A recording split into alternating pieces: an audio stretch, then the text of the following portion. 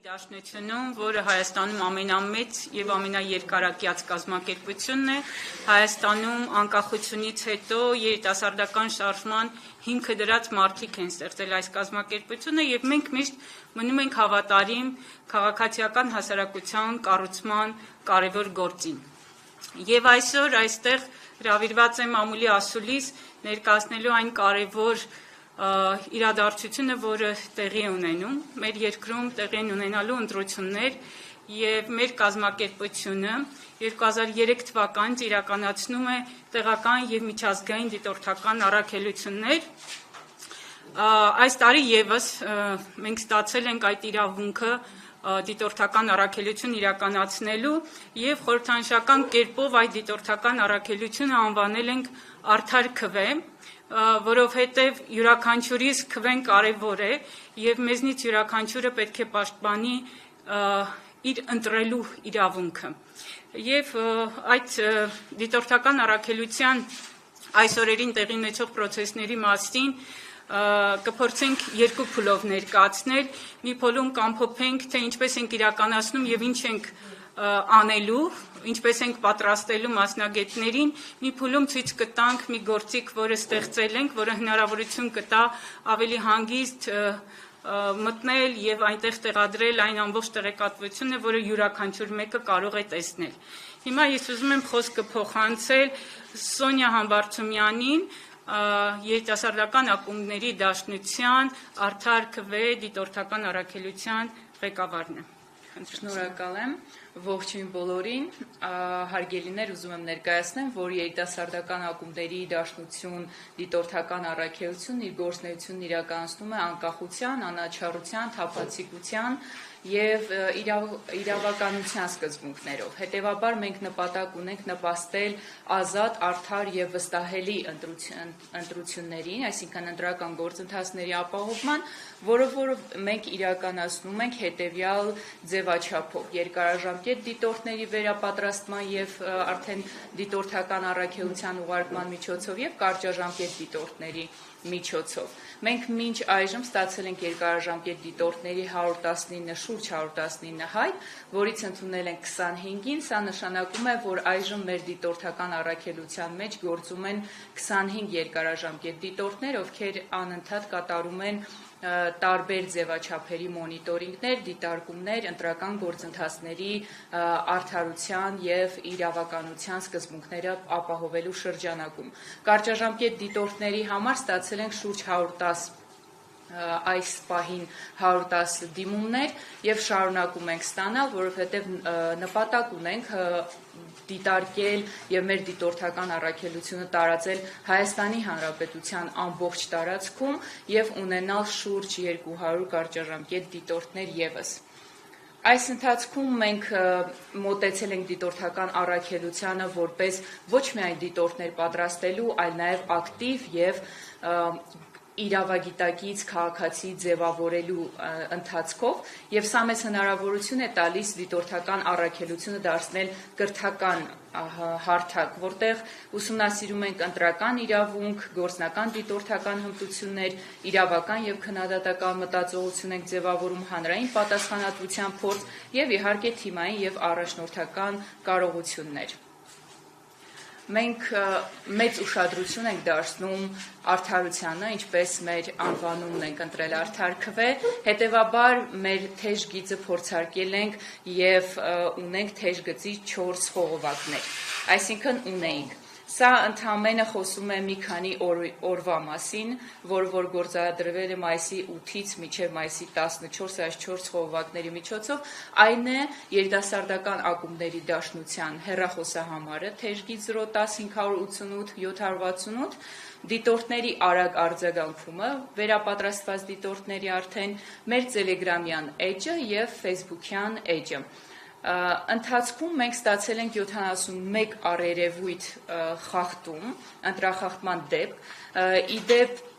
մենք առանձնացրել ենք 71-ը, ինչու, որովհետև մեզ հետ աշխատում է նաև իրավաբանական փորձագիտական խումբ, եւ այդ խմբի միջոցով կարողանում ենք վերլուծության ենթարկել եւ որ դեպքերը բացահայտ առերևույթ կապ ունեն ընտրախախտումների հետ, ինչ որ չափով մենք տեսնում ենք որոշակի խախտումներ, մենք այն փորձում ենք տարածել մեր լսարանին եւ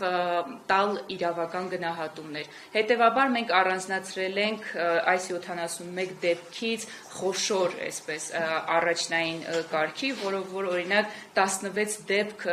մենք արձանագրել ենք պաշտոնական դիրքի, վարչական ու պետական ռեսուրսների չարաշահման առումով, 12 դեպք ատելության խոսքի, նվաստացման, քաղաքական անհանդուրժողականության առումով եւ այս ամենը հիշեցնեմ, որ ընդամենը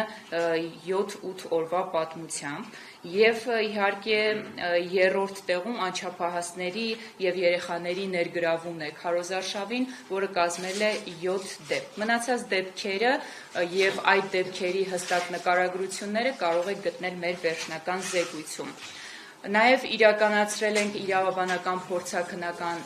եզրակացություն, որից հետո մենք 2 դիմում ենք ուղարկել կենտրոնական ընտրական հանձնաժողով,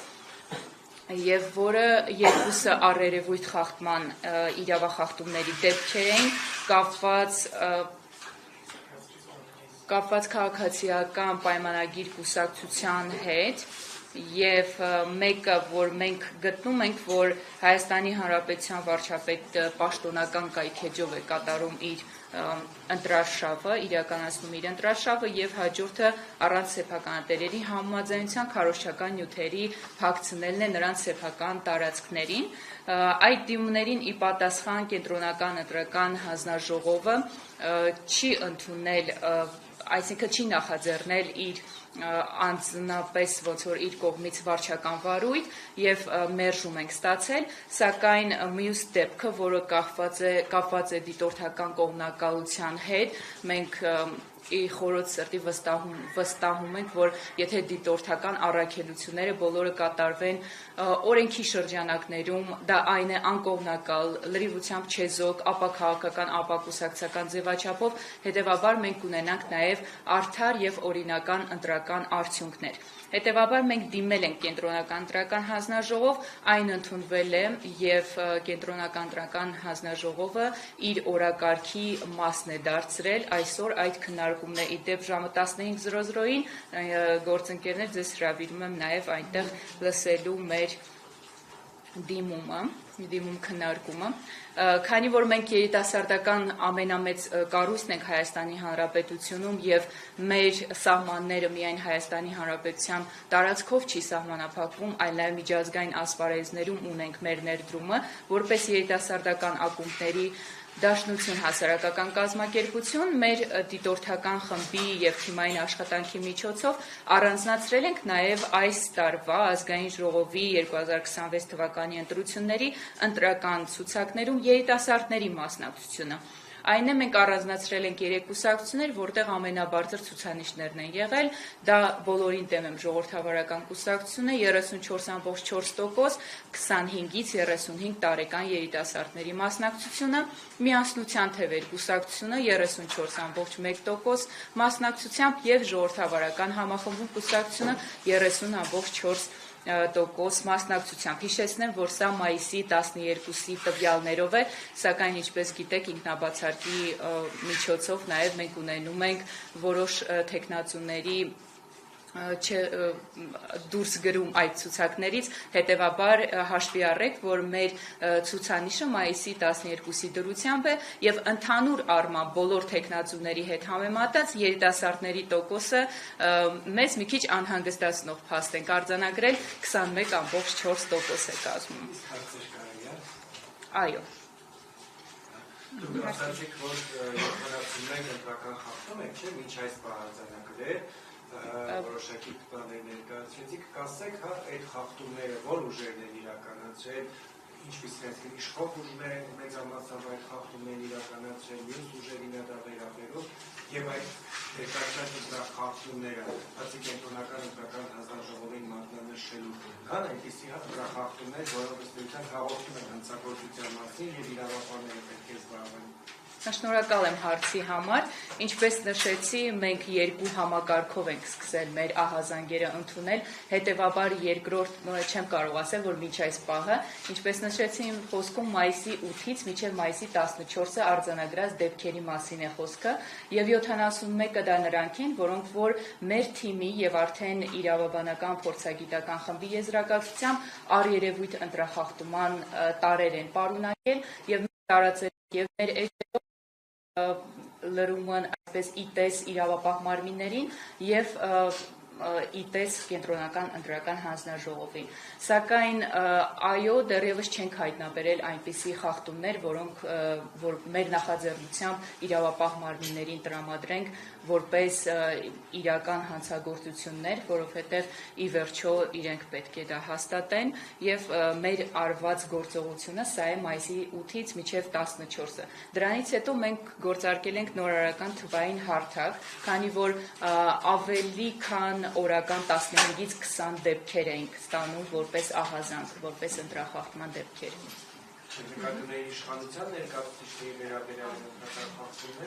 Եթե հաշվի առնենք թվային տվյալները, 16 դեպք պաշտոնական դիրքի վարչական պետական ռեսուրսների խախտում, ուրեմն նշանակում է, որ մեծամասամբ իշխանության կողմից է տեղի ունենում։ Այո, սակայն մանրամասները մեր զեկույցում տեղ կգտնի, դրա համար հիմա չենք բացահայտում դա, բայց բացի այդ կան դեպքեր, որոնք որ մեր էջերով են տարածված եւ Տելեգրամյան խմբի միջոցով Արդար քվ եւ Facebook-յան խմբի միջոցով եւ բացի այդ արդեն մեր նորարարական թվային հարթակը երբ որ Տիկին Աստղիկը ներկայացնի, մենք կտեսնենք, որ այնտեղ հստակ դեպքի նկարագրությունը ամբողջությամբ կարող ենք տեսնել։ Եվ եթե թույլ կտակ անցնենք մեր մյուս գործիքին, որը մեծ հնարավորություն է տալիս ավելի շատ տեղեկատվություն ստանալ եւ հենց ձեր հարցերի պատասխաններն էլ մենք կունենանք, դա այն է, որ յուրաքանչյուր մեկը քարոզարշավի ժամանակ կարող է արձանագրել որևէ ընտրախախտում եւ կարող է հանգիստ մուտք գործել այս կայք, որը տեսնում եք youthvote.live կամ արդար.kv.hi անվանում ունի եւ դրանով կարելի է մուտք գործել։ Այստեղ դուք կարող եք տեսնել զեկուցել դեպքի մասին։ Իդեպ լրագրողներն էլ կարող են դա անել, մուտք գործելով այստեղ։ Տեսնում ենք, որ դեպքի տեսակները կան, պարզ է, որ խորհրդարանական ընտրություններ 2026-ն է, զեկուցման կատեգորիան ենք ընտրում, օրինակ կարող ենք ընտրել թեկուզ վարչական ռեսուրսի օգտագործում, պետք է մի օղակը բացենք, որպեսզի մյուսները բացվեն, հետո զեկուցման տեսակն ենք ընտրում, ինչպիսի խախտում է տեղի ունեցել, տեսնում եք հրապարակումներ պետական հիմնարկների պաշտոնական էջերում, քարոզչական նյութերի տարածում կոմունալ ծառայությունների աշխատակիցների միջոցով, պաշտոնատար անձանց կողմից քարոզչական բնույթի հանդիպումներ, միջոցառումներ, կարող ենք ընտրել սրանից որևէ մեկը, եթե համարում ենք, որ այդպեսին է, դեպքի նկարագրությունն է տեղի ունենում որևէ առումով, օրինակ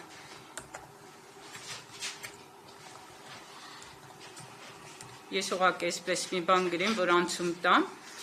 դեպքի վայրն ու ժամանակը, ընտրում ենք տարածաշրջանը, օրինակ, եթե Երևանը ենք ընտրել, Երևան է այս դեպքում, բնակավայրը, ցույց է տալիս, թե որ բնակավայրում է տեղի ունենում, օրինակ կենտրոնում, քվեարկության տեղամասը, այստեղ էլ հստակ բոլոր տեղամասերը արդեն կան, այսինքն շատ հեշտացնում է գործը, կամ տեղամասն է, կամ տեղամասին հարակից տարածքում է գտնվում տեղի ունենում process-ը։ Տեսեք, այստեղ նաև ապացույցներ եւ աջակցող նյութեր։ Կարող ենք ներբեռնել ապացույցը, լուսանկարը, տեսանյութը, ինչ հնարավոր է, եւ դրանից հետո գրում ենք ուղղակի էլեկտրոնային հասցե եւ հեռախոսի համար, որը էլի պարտադիր չի։ Այսինքն այստեղ պարտադիր հանգամանքը նյութերի փաստերի արկայությունն է։ Այո, տեսեք, կարդացել եմ, համաձայն եմ գաղտնիության քաղաքականության հետ,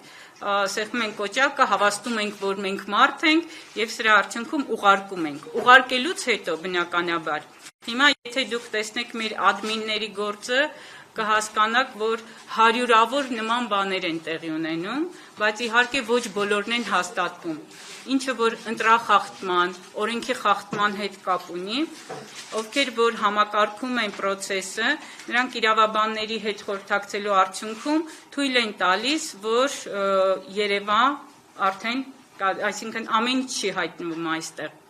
Պետք է ասեմ, որ այստեղ էլ երկու փուլ ունենք։ Դիտորդները, երկարաժամկետ եւ կարճաժամկետ դիտորդները, նրանք վերապատրաստման շատ լուրջ կուրս են անցնում, նրանք շատ լավ տեղեկացված են ընտրական օրենսգրքին, երկարաժամկետները այս մեկ ամսվա ընթացքում մինչև ընտրություններն են դիտարկելու, կարճաժամկետները այդ ամբողջ օրն են լինելու ընտրատեղամասում եւ նրանք ունեն առանձին իրենք եւս ադմիններ են, նրանք արդեն մուտք են գործում եւ մենք տեսնում ենք ովքեր են ներմուծել տեղեկատվությունը, զեկուցել ընտրախախտման մասին, իսկ ովքեր որ չունեն հնարավորություն, այսինքն նրանք դիտորդ չեն, սովորական մարդիկ են, որոնք արձանագրել են, նրանք էլի կարողանում են այստեղ մուտք գործել եւ դնել։ Այսինքն մի դեպքում մենք արդեն նույնականացված գիտենք, թե ում հետ գործ ունենք, ովքեր են դիտորդները, մյուս դեպքում մենք կարող ենք չիմանալ ով է հրապարակել, այսինքն գաղտնիության ամբողջ սկզբունքը պահպանվում է։ Եվ դիտորդների երիտասարդական ակումբների դաշնությունը, քանի որ նաև մենք ունենք փորձագիտական խումբ, որոնք շատ լավ ընտրական իրավունքի, ընտրական օրենսգրքի լավ տիրապետող անձինք են եւ նրանք նաև ուսուցանողներ են եւ եղել կենտրոնական ընտրական հանձնաժողովի եւ IPS-ի կողմից տարիներ շարունակ տեղի ունեցող ուսուցման process-ներին, նրանք վերապատրաստում են, այսինքն մեզ մոտ այս պահին, եթե այսօր երեկոյան ժամը 5-ին գաք մեզ մոտ գրասենյակ, կտեսնեք փուլերով վերապատրաստվում են մասնագետներ։ Ինչու, որովհետև յուրաքանչյուր մեկը ամեն ինչը կարող է համարել ընտրախախտում,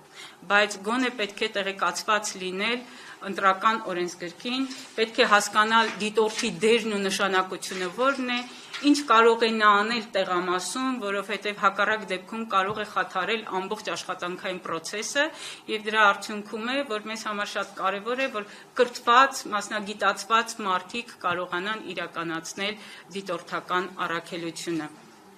Եվ քարտեզում արդեն կարող եք տեսնել, թե այս պահին արձանագրված մեր այդ դեպքերը, օրինակ ապօրինի քարոզչության 34 դեպք, վարչական ռեսուրսի օգտագործում 33 դեպք, անհավասար հնարավորությունների ստեղծում կուսակցությունների համար 2 դեպք, ճնշում եւ ահաբեկում ընտրողների նկատմամբ 7 դեպք, ընտրողների կաշառք 3 դեպք, բարեգործական գործունեություն,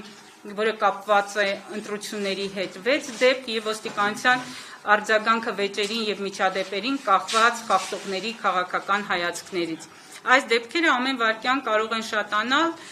եւ յուրաքանչյուր մեկը կարող է այստեղ մուտք գործել եւ տեսնել, թե հատկապես որ փաստն է արձանագրված այստեղ եւ որ մասում։ Տեսնում եք, մենք ունենք Թավուշում 2 դեպք, Լոռիում 2 դեպք, 68-ը Երևանում են, Գեղարքունիքի մարզում ունենք 3 դեպք, Արարատի մարզում ունենք 1 դեպք, այսինքն նաև քարտեզագրում է տեղի ունենում եւ քարտեզագրման միջոցով կարողանում ենք արձանագրել բոլոր այն դեպքերը, որոնք տեղի են ունենում։ Մեր խնդիրը եւս մեկ անգամ ուզում եմ նշել, որ շատ կարեւոր է, որ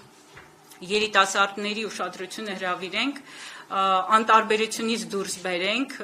եւ հնարավորություն տանք, որ նրանք տեղեկացված լինեն եւ կարողանան նաեւ կոչ անենք մասնակցել ընտրությունների, որովհետեւ այս ընտրությունները բոլորիս համար միանշանակ շատ կարեւոր ընտրություններ են եւ այս ընտրություններին յուրաքանչյուրի մասնակցությունը կարեւոր է։ Պետք է գնալ ընտրատեղամաս, պետք է քվեարկել եւ պետք է նաեւ կարողանալ իրականացված քվեարկությունը պաշտպանել, քվեն պաշտպանել։